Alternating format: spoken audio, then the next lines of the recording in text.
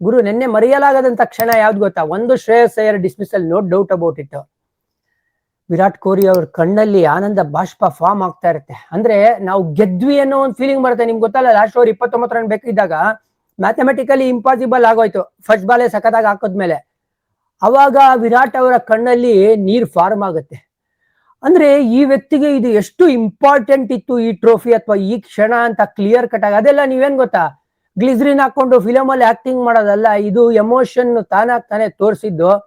ಆ ಆನಂದ ಬಾಷ್ಪ ಕಣ್ಣು ಅಂಚಲ್ಲಿ ಇದ್ದಿದ್ದನ್ನ ನಿಜವಾಗ್ಲು ಆಮೇಲೆ ಅವರೇ ಅಳ್ತಾರೆ ಪುಟ್ ಮಗು ತರ.